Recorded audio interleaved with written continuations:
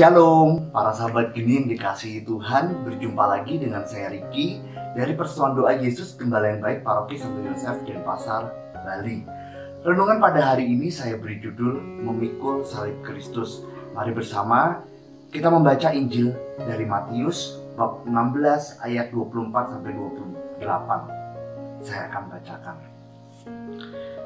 Inilah Injil Yesus Kristus menurut Matius. Dimuliakanlah Tuhan.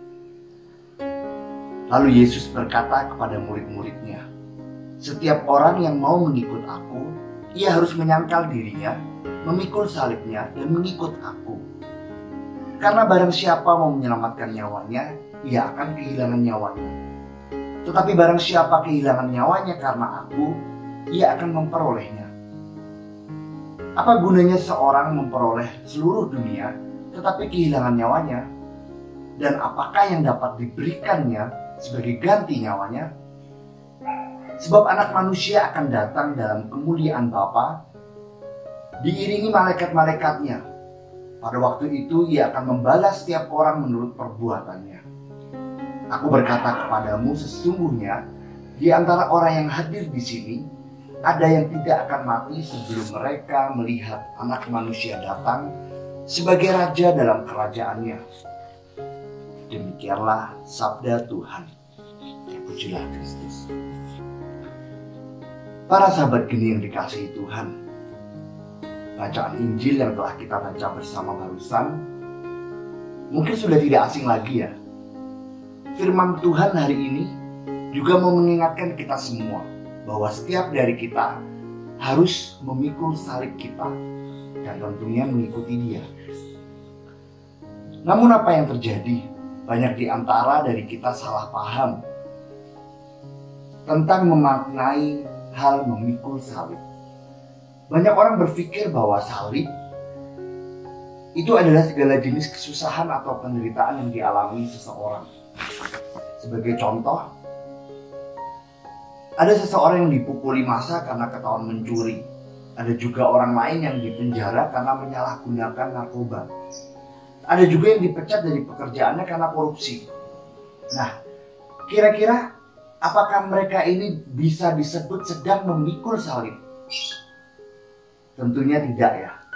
Orang-orang tersebut hanya sedang menerima suatu konsekuensi atas kesalahan atau kelalaian yang telah mereka lakukan.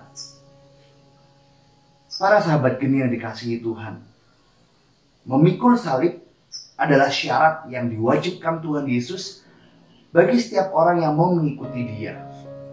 Salib adalah penderitaan yang Yesus tanggung demi menyelamatkan manusia berdosa.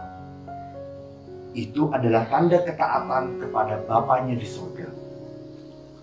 Jadi, ketika Dia mengatakan bahwa kita harus memikul salib, artinya kita harus rela mengalami suatu kesusahan, penderitaan, atau kematian sekalipun, sebagai akibat dari ketaatan kita kepada Yesus.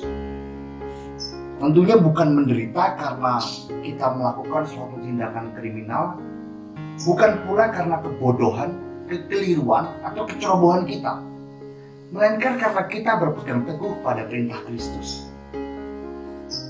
Para sahabat geni yang dikasihi Tuhan, banyak orang seringkali takut bila mana mendengar kata salib. Apalagi bila dikatakan bahwa ini adalah salib yang harus Anda pikul, yang harus kamu pikul. Tentunya semua akan segera membayangkan tentang kesulitan, beban, mara bahaya, rasa sakit, dan seterusnya. Walaupun memang tidak nyaman dan tidak enak, namun salib senantiasa merupakan jalan kepada sesuatu yang baik. Sesuatu pengalaman yang lebih mendalam tentang hidup yang telah dimenangkan oleh Yesus bagi kita. Salah satu contohnya bila kita lihat bersama di kitab Perjanjian Lama, kita melihat perpindahan dari hidup lama kepada suatu hidup yang baru. Allah memimpin umat Israel dari kehidupan yang lama, mereka sebagai budak-budak di Mesir, kepada suatu kehidupan yang baru, kehidupan yang indah di tanah perjanjian. Perjalanan umat Israel melalui gurun pasir tidak selalu mudah, bahkan penuh dengan rintangan dan kesulitan. Namun pada akhirnya perjalanan ini mendapatkan sukacita berlimpah. Allah berkehendak agar jika kita mendengar kata salib, maka kita langsung berpikir bahwa ini adalah kabar baik. Allah ingin agar kita melihat salib sebagai sarana untuk meninggalkan berbagai hal yang buruk dalam kehidupan kita yang lama, seperti keserakahan, ketamakan, prasangka, keangkuhan, kesombongan, dan seterusnya, hal-hal buruk yang lainnya. Semata-mata semua itu agar kita dapat mengalami keakraban, keintiman dengan Allah yang dibawa oleh Yesus dengan kedatangannya di tengah dunia ini. Tentu saja dari setiap kita memiliki salib yang bentuknya beragam. Ada beberapa yang dimusuhi karena tidak mau ikut dalam permufakatan jahat.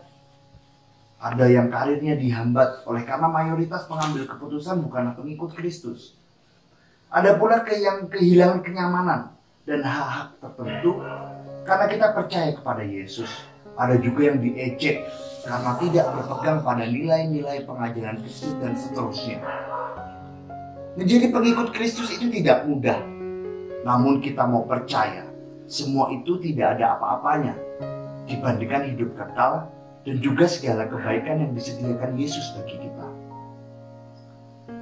Para sahabat gini yang dikasihi Tuhan, melalui permenungan kita pada hari ini, marilah kita merangkul salib kita masing-masing dan kita mau memikulnya.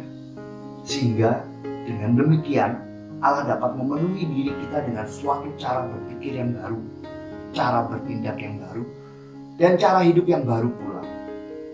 Marilah kita menaruh rasa percaya kita pada tangan-tangan kasih Yesus dan yakin bahwa salib akan memimpin kita kepada kehidupan kekal dalam hadirat Allah.